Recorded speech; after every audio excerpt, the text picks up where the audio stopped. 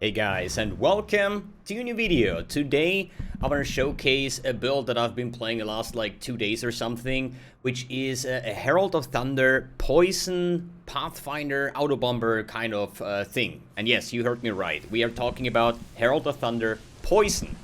And this is some Autobomber that I was thinking about since a couple of leaks, and originally you would have needed to use like the Volker's guidance gloves or something that say like that a portion of your lightning damage can actually poison, but therefore you have 50% reduced poison duration, which in a poison build is like, yeah, cutting your DPS in half, because it's poison is just different than like something like ignite or bleed or something, where you usually have like one stack or something, right? So if the duration of like a bleed is shorter, it's fine because you're still gonna have high DPS, but you can like refresh this bleed over and over again. Same with the ignite.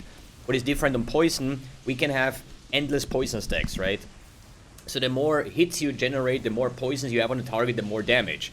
And since the poison duration is actually scaling your poison damage as well, as I said, every poison lasts longer, you can stack more total poisons on the enemies, so you're gonna have a lot more damage. Problem with the reduced poison duration is that, you know, 50% reduced poison duration equals half your damage, basically, right? But then there was something like Voltaxic Rift that got reworked in, I think like 2 weeks ago, which now has 100% of lightning damage converted into chaos damage. That means we are not having to play with Volker's guidance gloves anymore. This used to be 60%. This was like the first time when I thought like, well, you know, bow, Herald of Thunder could probably work, but now with the rework, I said, finally, I need to do this. So let's do a quick map showcase so you see what you guys would get yourself into if you say like, yo, I'm feeling Herald of Thunder Poison, right? I would give this, I would say like a solid 6 out of 10, I would say, okay? This is not like a build where I would say, yo, this is the meta breaker, it's insane, it's whatever, you know? But for being a Herald of Thunder Poison Pathfinder, it's actually pretty cool. So we are having, I would say, fully stacked. We would talk about, so this is a tier 16 cemetery with the wrong loot filter. Give me a second. Okay, that's better. So basically, your Herald of Thunder will actually kill a target, and thanks to Pathfinder proliferation, the poisons will proliferate. And we do actually have like a solid, I think like a 10 million Shaper DPS once we're stacking that poison on a single target. But for the clearing aspect, you know, usually one Herald of Thunder does actually enough damage to just clear off monsters, and it's literally just like hold down your left click and just run around.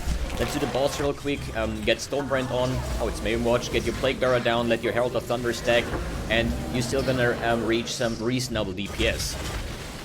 What a problem is on this build, I would say, but this is like the way just Herald of Thunder works, right? Since we don't have like big hits with Herald of Thunder, we have like small consistent hits that inflict poison, and enemies are just gonna die away here, right? So let's do this Essence monster over here, Plague Bearer, and Essence dead, everything. Like Herald of Thunder is like the best kind of thing to actually inflict those, or playing Autobombers in general, just because. Wait, I'm not even pressing my life flask. This is actually the cool tech behind it, but apparently we're tanky enough already to actually just don't press any flasks, basically, right? But this is a map showcase you saw. It is actually able to do tier 16 in a comfortable way, right? So, as I was saying, Herald of Thunder has this cool aspect to just have like this screen-wide AoE auto-targeting system, right? And with something like the Mastery, where you have like, where is it? This one, poisons you inflict on a non-poison enemy deals 300% increased damage, so it's like the first Herald hit will actually inflict a much higher poison, which then helps with the clearing aspect. Let's actually run another map here, because this is actually, yeah, it's like super chill to play, basically, right? So let's just pick the next one over here. Algor Mortis. Yeah, where's my brother's gift cards? I'm missing them. I haven't seen a single one. So this is now with Delhi. And yeah, this is like my current farming strategy that I explained in another video, right? Let's crack open this essence.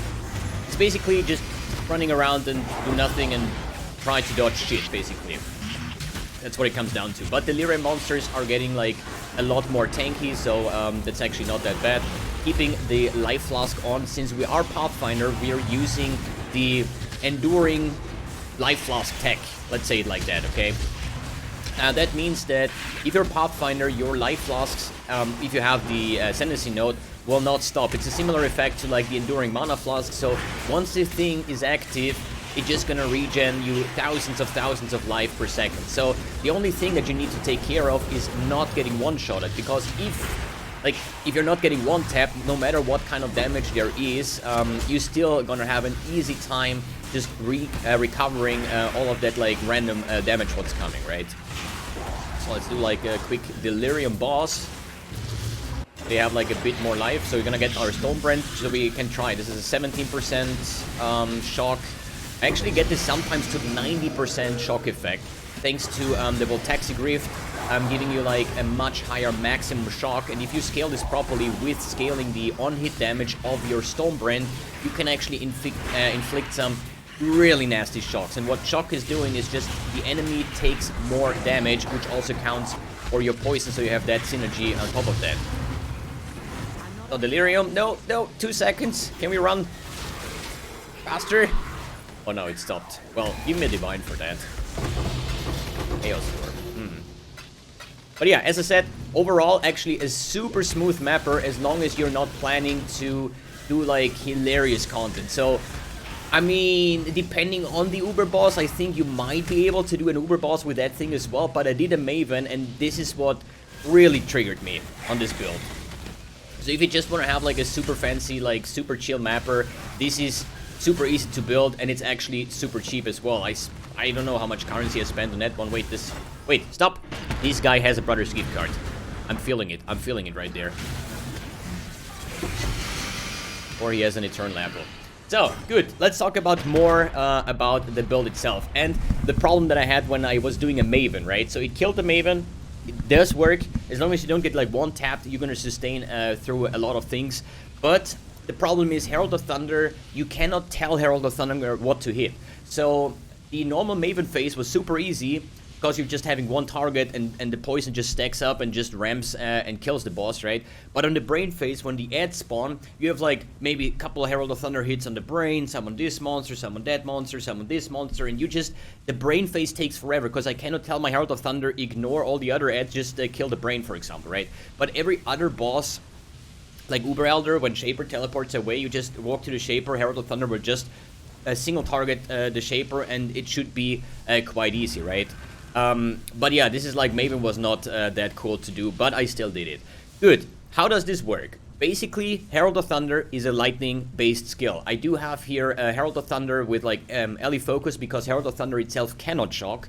Then we have Unbound Ailments, Deadly Ailments, Avoid Manipulation, as well as Cruelty support. It is pretty similar to Empower support. I think Cruelty has a bit more damage if you get the 40% threshold, right? And this is where I got Herald of Thunder to level 28. With the Empower, I think it's level 31, but POB says Cruelty, more damage if you have the 40%, and I can sustain the 40% almost everywhere at every scenario. So I was like, okay, I'm gonna just throw in the Empower to my Plague Bearer for additional damage. So, Herald of Thunder. Then we convert 100% of our lightning damage to chaos damage, thanks to the Voltaxic Rift Bow, as well as our chaos damage can shock, as well as 40% maximum shock effect, as well as hits with this weapon shock enemy through 30% more damage. Doesn't really matter. You can technically just swap out Stonebrand and take something like Lightning Arrow to trigger shocks on the boss.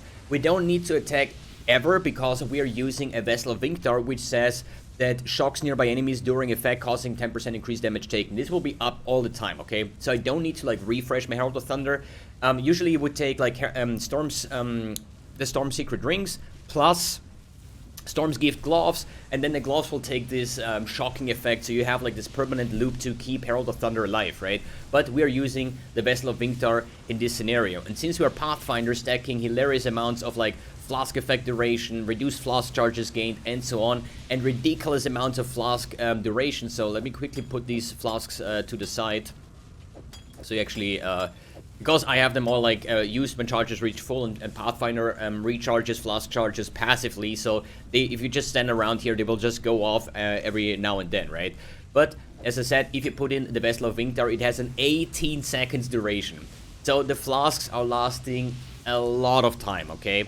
And that makes it like super comfort, you know, you go in, you kill your first monster, all your Flasks go off, and then you just like walk around and do stuff, right? So, not only do we need a 100% chance to, or at least convert our lightning damage into chaos damage, we also need global chance to poison. The majority of skill nodes in the tree are actually based on attacks poison, right? Not for spells. But there is like a small spell cluster, I think it was like somewhere over here. I'm not sure if this actually works because Herald of Thunder has a spell tag, but it doesn't even scale with like spell damage and stuff like that. But it's not really a problem. We do have the Dendrobait, which comes in with a built-in chance to poison support, which I think it was like 40% chance to poison if I'm not wrong. Then we have like a Quiver with a chance to poison globally, right? Then you have like, I think, alternate quality Plague Bearer or like a skill tree. Let me quickly check PUB. There you can actually see.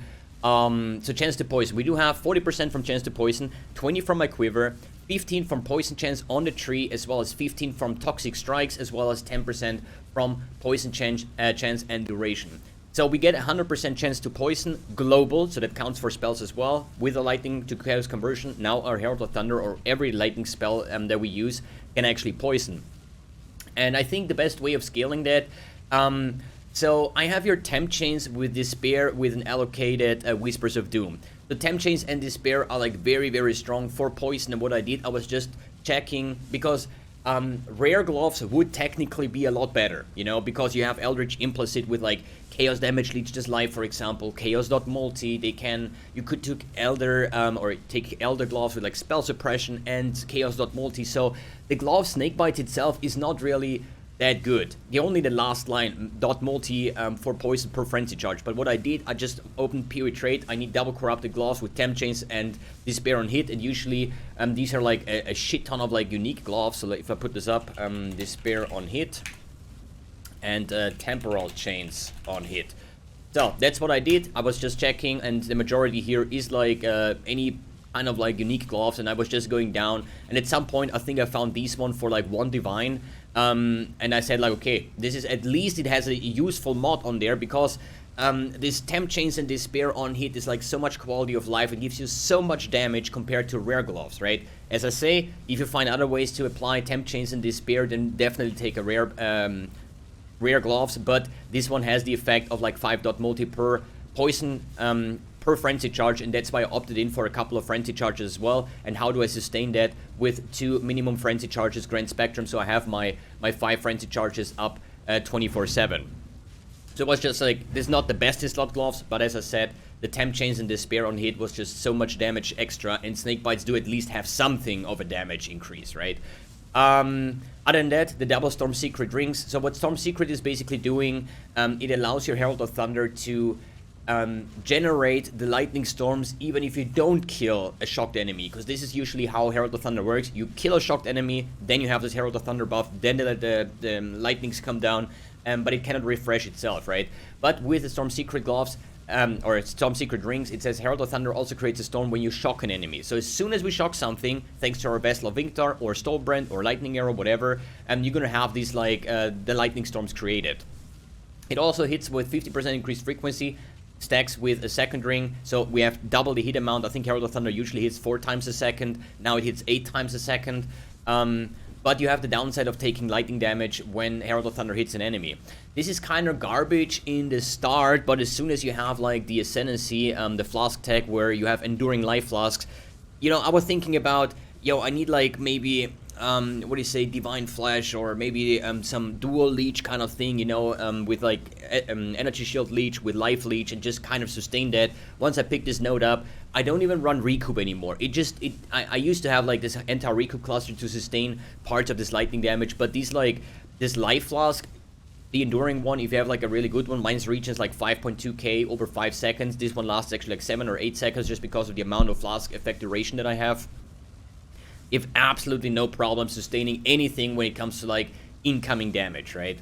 Yeah, this is how you generate your basically your Herald of Thunders while in combat. The rest is just like my belt has everything to do with Flask. Flask charges gained, Flask effect duration, Life Flask recovery rate, because this is our source of like sustain through everything. And if I would go further, I would take a rare helmet with spell suppression with the Herald of Thunder mana reservation efficiency, because my Herald of Thunder currently reserves 97% of my mana. That's why I opted in with the Eldritch Battery for now. Later on, if I would continue this build further, I would take a rear helmet with spell suppression, Herald of Thunder, mana reservation efficiency, and then I would use Petrified Blood. Because Petrified Blood is a spell, is not an aura. And this entire build is focused around the Lone Messenger, Cluster Jewel, right? Which actually says you can only have one Herald, you have more effect, you have more damage over time. So everything else, but the problem, only one Herald and no other auras. That's why it's totally fine to run a 6-link Herald of Thunder, reserving all of our mana, because I cannot use a Determination, a Grace, a Malevolence, like anything that has to do with an aura is disabled. There is actually only like a very few ways to go around this. I think Arctic Armor is not an aura. This is actually like a spell. Petrified Blood is a spell, is not an aura, so you can reserve Petrified Blood.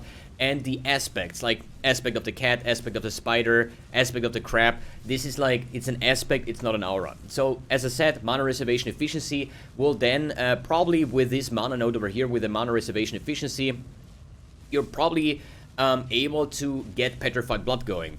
Why do I think Petrified Blood would be really good in this build, together with a Progenesis Flask, is that the only thing that we are very vulnerable is physical damage. Okay, we do have like a decent amount of resistance, and with like our elemental flask, you could take a Topaz Flask, Vessel of Vinctor, so you also have less lightning damage taken, and that scales with the effect of flasks, right? So we probably sit around like 40% less lightning damage taken. You can take a Ruby Flask, a Taste of Hate, to convert parts of this physical damage into cold damage to get more resistance. But the only thing that this build can kill are big, junky hits. And the way to counter that would be Progenesis, would be the Petrified Blood, because what that do is like splitting the on-hit damage into parts of hit damage and parts of a dot damage. And it's everything that has to do with a dot, everything that doesn't kill us instantly, our Life Flask will take care of that. Don't worry about that. It's like a super easy way of like countering all of that. So what else to say about? We talked about how we get the Herald of Thunder, how we can sustain it, how do we sustain our incoming damage with like these big hits, and sometimes I do get just one tap, especially when it comes to like, because I usually farm like Searing Exarch, right? Like these big minions, they just come over here and slap you and you're dead, and you're like, what the fuck just hit me, right? But as I said, mana reservation efficiency plus Petrified Blood should go a long way with sustaining that. Gloss we talked about, Flask effect, the rest. Ailment immunity, I got 20% from the thick skin cluster, which is this one over here. Then we are getting 50% from our ancestral vision jewel over here. So this is like half of our spell suppression chance is avoid elemental ailment, since we are spell suppression capped. I think this character currently has 99%. A bit unlucky, but as I said, once you get like spell suppression on your gear, you don't have to take every single spell suppression node everywhere to actually achieve that. You're going to save the points, you're going to throw in another large cluster jewel, and you get a lot more damage. So 50% ailment avoidance, and then I have my boots here with another 32%.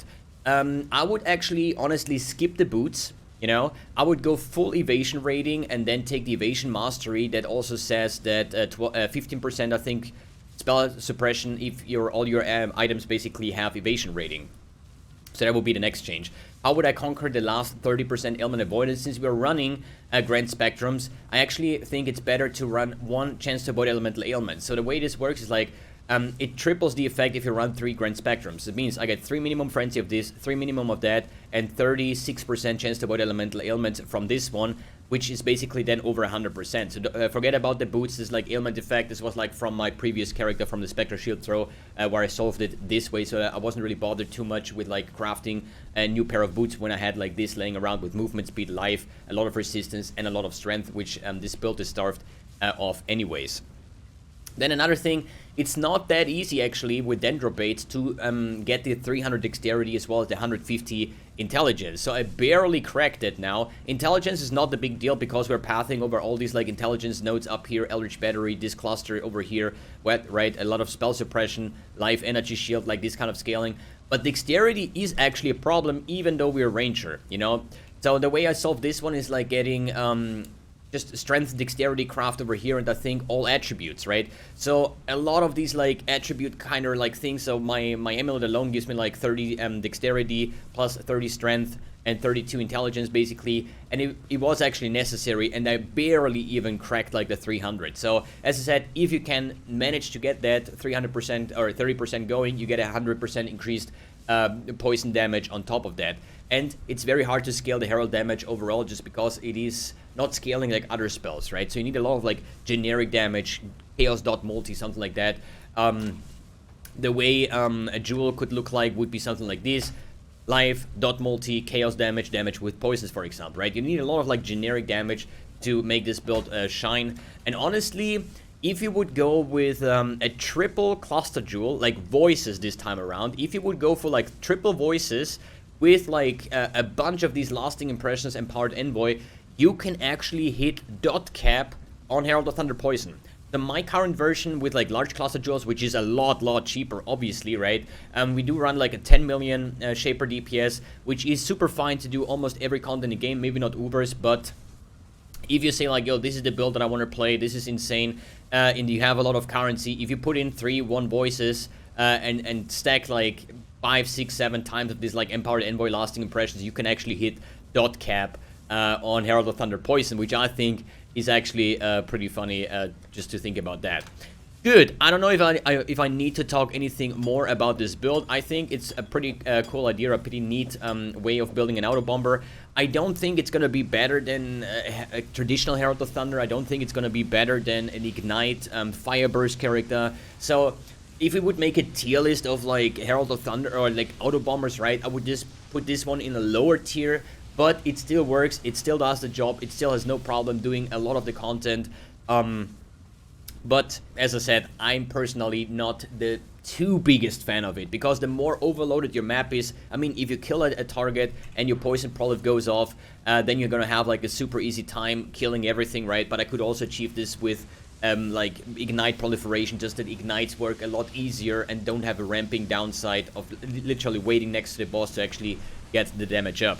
Another cool thing here is Nature's Reprisal. So this one has chance to inflict Wither for 2 seconds on hit.